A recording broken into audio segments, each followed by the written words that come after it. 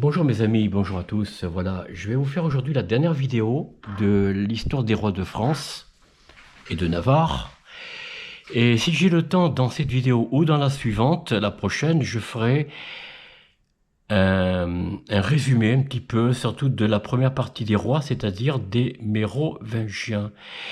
Pour le reste, je ferai aussi un petit résumé, mais plus court que pour la première partie des rois, donc mérovingienne. Alors, nous allons sous le roi Louis XVI, si vous me permettez. Alors, je vous invite bien sûr à vous abonner, à partager, à liker, mettre un pouce, activer la clochette si vous le souhaitez, et surtout de commenter, faites-moi des commentaires, parce que la chaîne ne se porte pas très bien, je ne sais pas si je vais continuer bien longtemps. Enfin voilà, allez, nous partons sur l'histoire des rois. Alors, aujourd'hui, le roi Louis XVI, voilà. Donc, Louis XVI, le dernier roi de France, enfin, pas le dernier, mais disons le dernier de la monarchie absolue, si vous voulez. Le dernier roi qui a marqué les Bourbons, hein, un petit peu. Bon, il y aura le roi Louis XVIII, hein, qui est son frère. Bon, enfin, bon, ça n'a plus grand-chose, c'est après la Révolution. Je ne vais pas rentrer dans le détail des rois post-révolutionnaires, on en a déjà parlé. Et je parlerai peut-être pas de la Révolution française, parce que j'ai déjà fait une vidéo là-dessus, mais j'avais envie de compléter la question. Mais je verrai, je vais voir. Si vous me le demandez, je le ferai, sinon, je ne sais pas.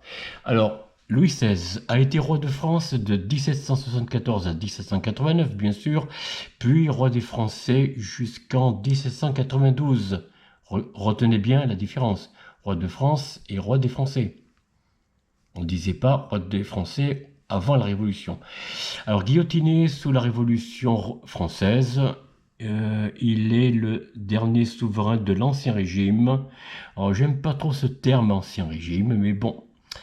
Petit-fils de Louis XV, le futur Louis XVI est marié à Marie-Antoinette d'Autriche, âgée seulement de 20 ans. Ah, il n'était pas majeur, donc il monte sur le trône de France en 1774, entouré d'hommes politiques compétents. Excusez-moi, le jeune roi peine néanmoins, dès le début de son règne, à imposer les réformes nécessaires pour rétablir les finances du pays, du royaume.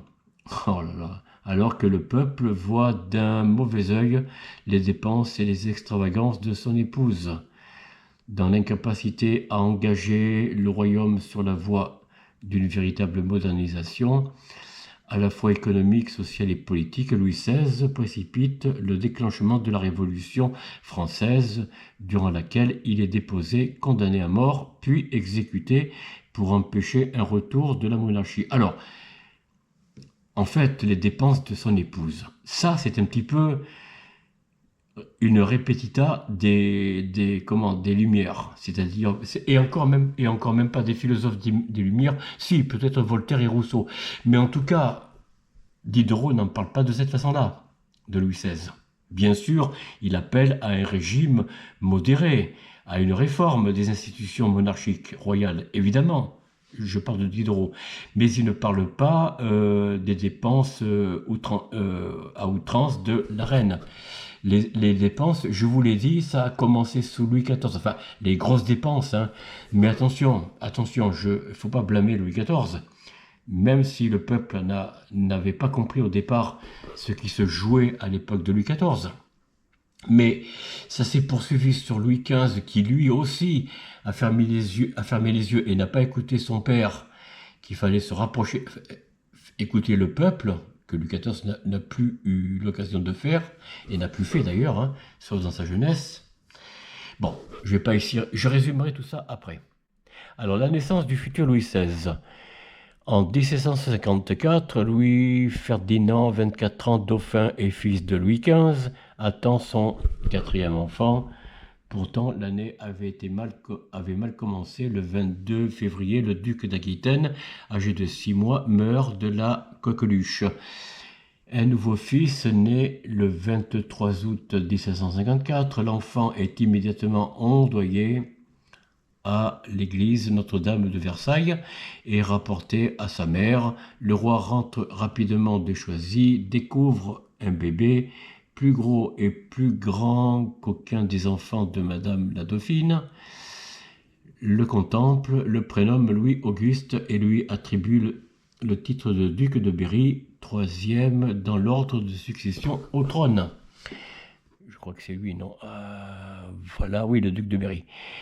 Dès cet instant, le nouveau-né est confié à Madame de Marsan, gouvernante des enfants de France. L'annonce est faite au souverain d'Europe ainsi qu'au pape.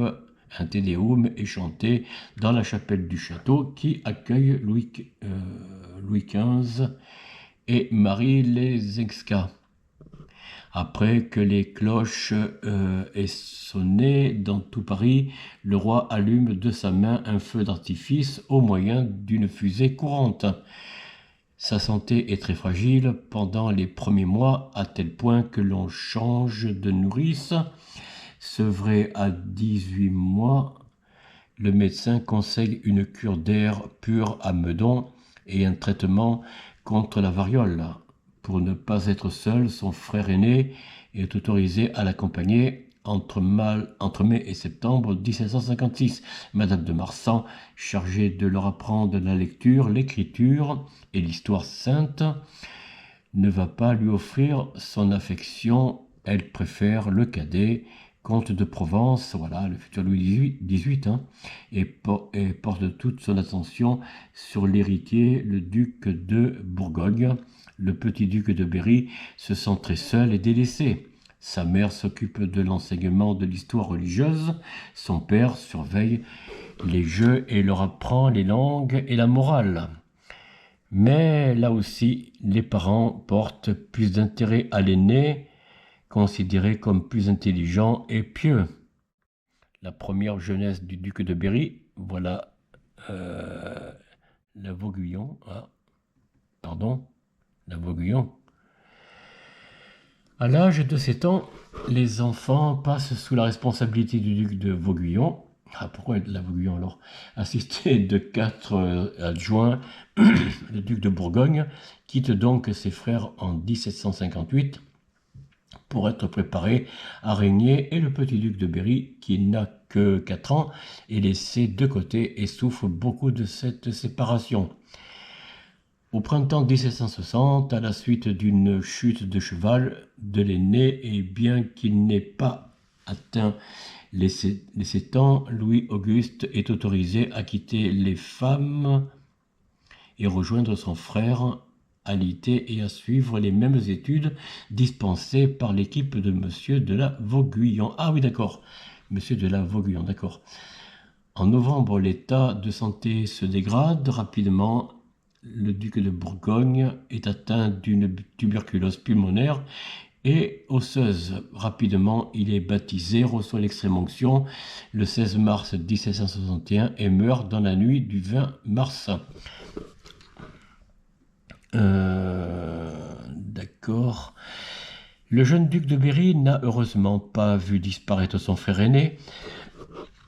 Il est alité pour cause de grosse fièvre, due certainement à l'angoisse et le désespoir de voir son grand frère très malade. Il est traumatisé lorsqu'il apprend sa mort. Pire encore, lorsqu'on l'installe dans les appartements du duc de Bourgogne, disparu, il ne peut pas compter sur l'amour de ses parents, qui le trouvent taciturne et maussade, et qui se tournent vers le comte de Provence. Pour clore le tout, on fait un baptême groupé des ducs de Berry et comte d'Artois en octobre 1661. En août 1765, le dauphin Louis-Ferdinand contracte une violente fièvre et meurt en décembre, avant que sa mère ne disparaisse elle aussi en mars 1767, des suites de la tuberculose. Louis-Auguste fait en urgence sa confirmation et sa première communion en décembre 1766. En moins de 6 ans, Louis-Auguste, qui n'a pas 12 ans, a perdu son grand frère, son père et sa mère. Un élève studieux et doué. Le duc de la Vauguyon recrute un adjoint supplémentaire pour enseigner la morale et le droit public. Le père Berthier pousse Louis-Auguste à penser par lui-même en prenant la méthode du libre examen. Il lui demande de rédiger 18 maximes morales et politiques inspirées par l'ouvrage de Fénelon. Et voilà. Voilà pourquoi ce pauvre roi Louis XVI était si peu enclin voilà, vous voyez ce que je veux dire? Lors de la Révolution, des premiers soulèvements, il avait la possibilité de mater la Révolution. Mais l'instruction religieuse de Fénelon, je viens de citer à l'instant même, et bien sûr, sous la férue d'un prêtre, comment il s'appelle, le père Berthier, vous voyez. L'éducation religieuse a fait beaucoup de mal au roi, malheureusement. Voilà, Fénelon, les aventures de Télémaque, enfin le jeune garçon, insiste sur le libre commerce, la récompense des citoyens, l'exemple moral que le roi, la récompense des citoyens, d'accord, oui, c'est grec. L'exemple moral que le roi doit pouvoir montrer. La Vauguyon est enchanté à tel point qu'il laisse le jeune duc imprimer ce travail, lui fournit une presse et les moyens de sortir 25 exemplaires. Le jeune est si content qu'il en offre un à son grand-père, mais ne reçoit pas les félicitations qu'il attendait. Le roi se contente de dire « Monsieur le dauphin, votre ouvrage est fini. Rompez la planche. » Il faut quand même souligner que les maximes portaient surtout sur la morale et la vertu. Oui, la morale chrétienne, évidemment. Hein. Bon, nous y reviendrons. Malgré cet accueil froid, Louis-Auguste se lance dans un second ouvrage, Réflexions sur mes entretiens avec monsieur le duc de la Vauguyon, et y exprime sa vision libérale de la monarchie lorsqu'il écrit que les rois sont responsables de toutes les injustices qu'ils n'ont pas pu empêcher. Voilà, ça c'est la méthode religieuse, hein, je vous le rappelle. Considéré comme un insignifiant rêveur, maladroit, manipulable, le dauphin était un élève doué, consciencieux, passionné de la géographie, des mathématiques, la physique, la rhétorique, l'astronomie. Il excelle en écriture, en grammaire, en logique, en droit public, en histoire, danse et escrime. Il apprend le latin, l'allemand, l'italien et maîtrise parfaitement l'anglais. Un peu plus tard, il débute des leçons d'équitation et se passionne pour les arts mécaniques comme l'horlogerie et la serrurerie. Pas mal, hein, pour un dauphin, futur Louis XVI. Bien qu'il soit doué dans tous ces domaines, il est timide et manque de caractère, même s'il est à l'aise en accueillant les historiens et les philosophes. À la cour, faisant parfois preuve d'humour, son grand-père approche les 60 ans et montre enfin quelque intérêt au dauphin, même si celui-ci n'a pas de disposition en matière de politique et de guerre, n'ayant pas assez de connaissances dans ces domaines, hélas, oui.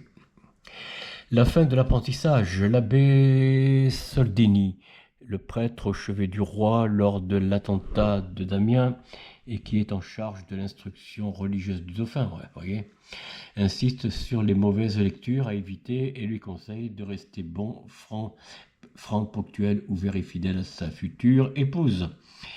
Cet abbé deviendra d'ailleurs son confesseur lorsqu'il sera Louis XVI. Vers 1770, le roi constate que Louis-Auguste, dauphin en titre, depuis la mort de son frère, est né en 1761, pourra lui succéder sans régence et pense alors à le marier. Pour perpétuer l'alliance avec les Habsbourg, le choix de la cour de France se porte sur Marie-Antoinette d'Autriche, donc une Habsbourgeoise, fille de l'empereur François Ier et de l'impératrice Marie-Thérèse. Le dauphin a presque 16 ans maintenant. Il est devenu grand et pourvu d'une forte musculature. C'est vrai qu'il était très grand. Hein. Il reste timide, affichant un regard sombre et n'osant pas poser les yeux sur son vis-à-vis. Solitaire, il n'a aucun favori. Il parle haut perché, impressionnant désagréablement ses interlocuteurs. Malgré ses défauts, La Cour le considère comme parfaitement capable de mener sa vie de prince sans autre règle de conduite que celle qui mène, docile face à ses instructeurs. Dans 4 ans, il pourra monter sur le trône, animé par la volonté de mettre en pratique les préceptes inculqués par ses maîtres, ses maîtres prêtres surtout. Hein. Bon, enfin bref. Lorsque Louis XV meurt le 10 mai 1774, le dauphin, son petit-fils, ah oui, c'est son petit-fils, pardon. Donc Louis XV n'était pas le père de Louis XVI, mais son grand-père, et un jeune homme de 19 ans. Si la mort de Louis XV suscita un profond soulagement dans la population, l'avènement du jeune roi fit naître de grandes espérances. Réputé bon et généreux, le nouveau roi était également d'une moralité irréprochable qui garantissait qu'on ne verrait plus régner à la cour de ruineuses favorites comme à la fin du règne précédent, mais le jeune Louis XVI allait devoir mener dans son royaume plusieurs chantiers majeurs et faire bientôt face à une crise économique et financière qui allait bouleverser l'ensemble de la société française. Les premiers pas du règne de Louis XVI, donc, lorsqu'il monte sur le trône, Louis XVI hérite d'une crise déjà vieille de plusieurs décennies. La crise parlementaire, les parlements, ces tribunaux d'Ancien Régime se considèrent en effet depuis le début du XVIIIe siècle, évidemment, sous Louis XIV, hein, comme les défenseurs des populations des provinces face aux abus du pouvoir monarchique. En réalité, la position sociale des parlementaires et le mode d'acquisition de leurs charges, qui sont vénales et héréditaires, font que ceux-ci n'ont aucun intérêt commun avec la majeure partie de la population française. Il faut dire que les parlements de Paris, notamment, a commencé à prendre du pouvoir, et j'allais dire un peu de la voix haute, hein, du verbe, à la fin du règne du roi Louis XIV vieillissant, avec bien sûr les crises paysannes que nous connaissions à propos des températures froides, pluvieuses, etc., qui a mis en fait le déclin du roi Louis XIV, le grand roi Louis XIV, qui a mis le déclin sur sa fin de règne. Hélas, mal en point le royaume de France qui, sous Louis XV et Louis XVI, n'ont fait que s'aggraver, comme on le voit. Néanmoins, ils se servent de leur droit de remontrance sur les édits royaux comme d'une arme de contestation et refusent à plusieurs reprises d'enregistrer les actes législatifs du roi. Eh oui, à la fin du roi Louis XIV et sous Louis XV, et là, au début du règne de Louis XVI, qui le pauvre était d'un caractère... bon. Et donc les parlements ont profité de sa bonté, j'allais dire. Hein. Pour briser cette opposition, le roi peut procéder à un lit de justice ou, dans les cas les plus extrêmes, exiler le Parlement hors de sa ville. Louis XVI avait eu plusieurs fois recours à cette mesure, et lors de l'avènement de Louis XVI, pardon, c'est le roi Louis XV, non? Ah oui, Louis XV, voilà, oui, il était plus ferme déjà. Avait eu plusieurs fois recours à cette mesure, et lors de l'avènement de Louis XVI, le Parlement de Paris est exilé depuis qu'il est opposé aux réformes du chancelier Maupeou en 1774, ou Montpéou, je ne sais pas comment on dit. L'un des premiers actes politiques de Louis XVI consiste à rappeler le Parlement. Eh oui, voilà. À l'automne 1774, c'est sa première grande erreur. Enfin, bon. De fait, Louis XVI contribue... Turgot, pardon. De fait, Louis XVI contribue à reconstituer une force conservatrice qui s'était toujours accrochée à ses privilèges et avait constamment refusé les réformes pourtant nécessaires proposées par le souverain. Malheureusement. Louis XVI est un roi profondément pénétré de l'importance du respect des lois fondamentales du royaume de France, et il ne souhaite donc pas aller à l'encontre de cette institution traditionnelle. Pour l'heure, Louis XVI nomme ministre des Finances l'homme qui a écrit les articles économiques de l'encyclopédie, Turgot. Ce ministre va aussitôt lancer une série de réformes extrêmement audacieuses, comme la liberté de commerce des grains ou l'abolition de la corvée royale.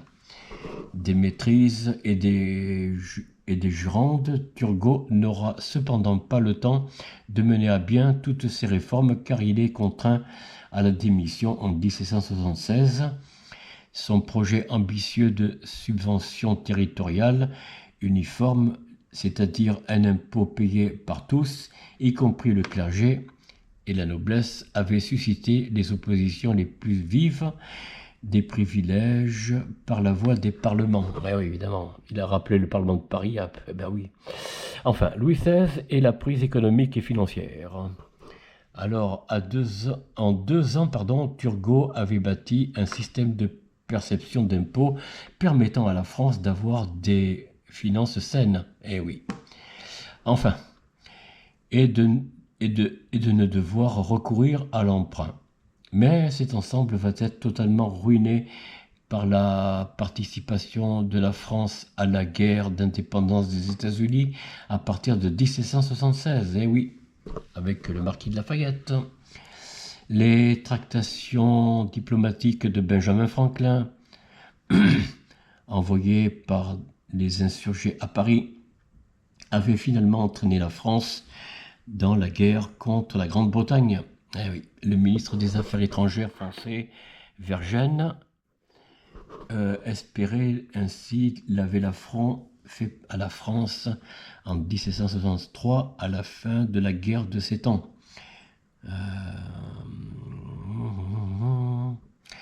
Si la guerre fut un succès militaire pour les Franco-Américains, elle creusa considérablement le déficit des finances du royaume.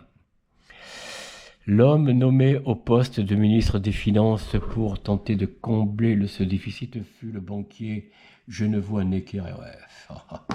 Enfin bon, il consentit à contracter un emprunt, mais avait bien conscience que cela serait inutile sans une profonde réforme fiscale du royaume. Les espérances nouvelles qu'il tenta de mener déclenchèrent l'hostilité des parlements. Ah oui. Ne pouvant venir à bout de ses oppositions, il publia un compte rendu au roi où il dévoila au public l'état des finances de l'État. En réalité, ce bilan était faux car il avait omis les dépenses militaires,